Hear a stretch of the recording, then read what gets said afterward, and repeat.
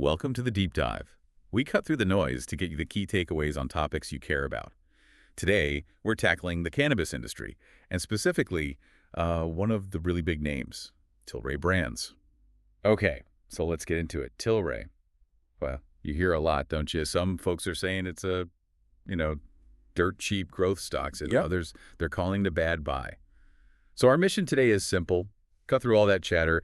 We've pulled together a bunch of different sources, industry reports, Tilray's earnings calls, financial analysis, even what investors are saying online. We're going to give you the important stuff, the nuggets of knowledge, so you can make up your own mind. Yeah, it's definitely a complex picture, and it really mirrors what's happening in the broader cannabis world, which is, well, it's changing fast. So we'll look at the industry's potential, what Tilray is actually doing strategically, and those crucial financial details that sometimes get lost in the headlines. Okay, so to really get Tilray, we kind of need to understand the bigger picture first. The cannabis industry, wow, what a transformation in the last decade. We're seeing growing acceptance, medical, recreational, especially North America. Markets are opening up, demand's rising, the stigma's fading. It sounds almost like a gold rush, right? It does, but what's really fascinating, and a bit counterintuitive maybe, is that financing is still this massive hurdle. Especially in the U.S., everyone's waiting for federal legalization. That's seen as the game changer, because right now, getting access to normal banking, clear rules, it's tough. Think about it. Running a booming business but struggling to get a simple bank loan, that's the reality for so many. So how do they get capital then? With those traditional routes often blocked, what are the alternatives? Yeah. Our sources point to a few things, like high-interest debt financing. Keeps control, but costs more. Right. Or revenue-based financing, getting cash now for a slice of future sales, avoids giving up ownership. Then there are cannabis REITs, real estate investment trusts, sort of an indirect way to invest in the buildings, the facilities, gives operators some cash.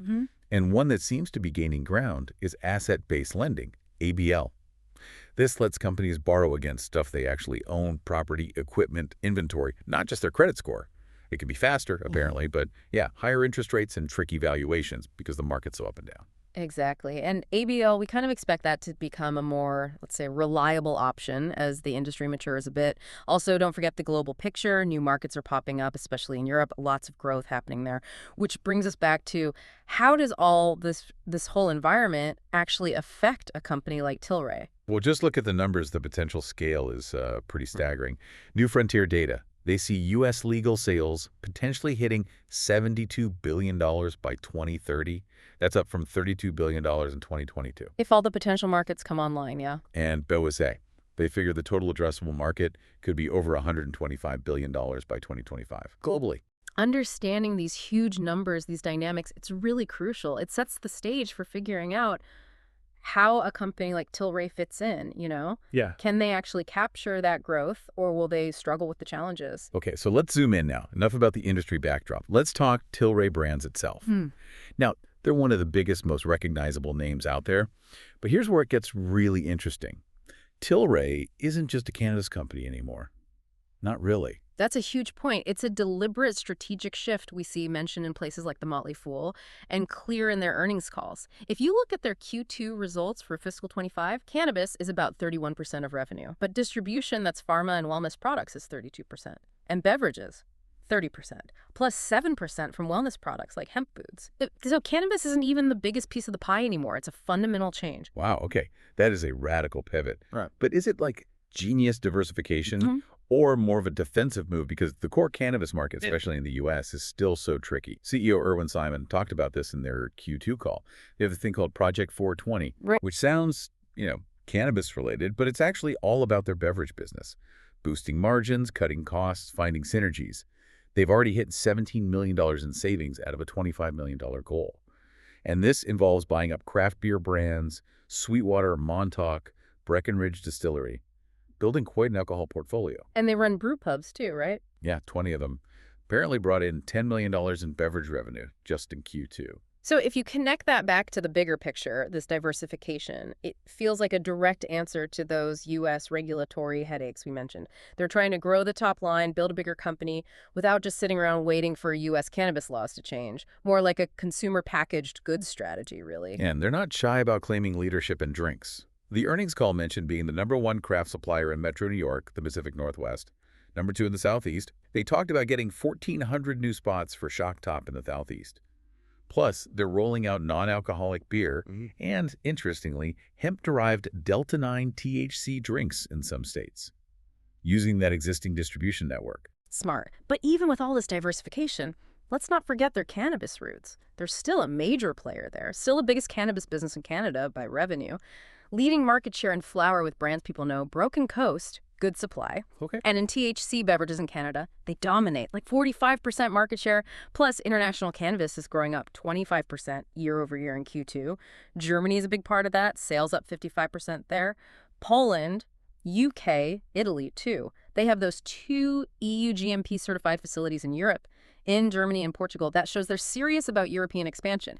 That certification is a big deal, very high standards. Right. GMP means good manufacturing practices, quality control. Exactly. So, okay, the image we're getting is a company that's, well, definitely not standing still. They're adapting, expanding, moving aggressively. But the $1,000,000 question, or maybe the $1.50 question given the stock price, is Tilray Brands a good stock to buy right now? Our sources, they're pretty split.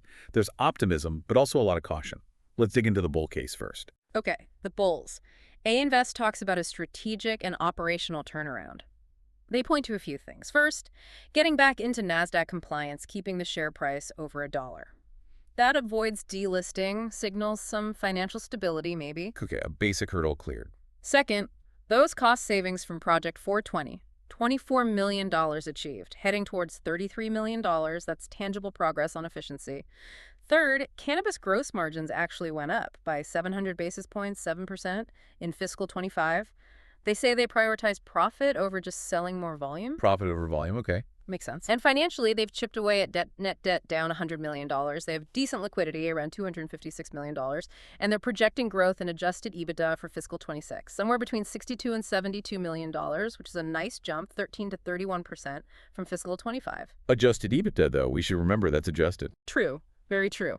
And then there's the big one, the Schedule III hype, the potential rescheduling of cannabis in the U.S., moving it from Schedule 1, alongside heroin, down to Schedule 3, like Tylenol with codeine. That could be massive. It could open up markets, ease that awful 280E tax burden that's the rule stopping cannabis firms from deducting normal business expenses. A huge disadvantage. Right, 280E is brutal for them. So the thinking is Tilray, with its global setup, is well-positioned if that happens. It sounds great on paper. But U.S. politics, cannabis reform, it's been slow going, hasn't it? How much is hope versus reality? I mean, there's a lot of chatter, reports about the Trump administration possibly looking at rescheduling that sent cannabis stocks flying recently. Tilray jumped like 305% from its low this year. Yeah, huge volatility. And some analysts, market beat notes, still have a buy rating. Price targets floating around $1.58 to $1.94. Suggests they see more room to run, even now. Okay, but let's flip the coin. The bad buy argument. The Motley Fool, some investor comments, market beat data, they paint a much tougher picture. A big knock is on the CEO, Irwin Simon. Accusations of over-promising and under-delivering. Remember that huge $4 billion revenue target for 2024 they set back in 2021? Vaguely, yeah.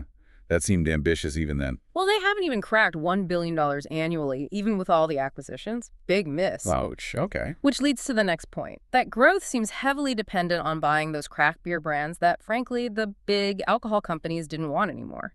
It raises questions about the strength of their organic growth, their core business. Right. Is it real growth or just buying revenue? And profitability. That's a major red flag. Unadjusted net losses are persistent. Q2 fiscal 25, an $85.3 million net loss. And the full fiscal year 2025, losses ballooned to negative $2.19 billion.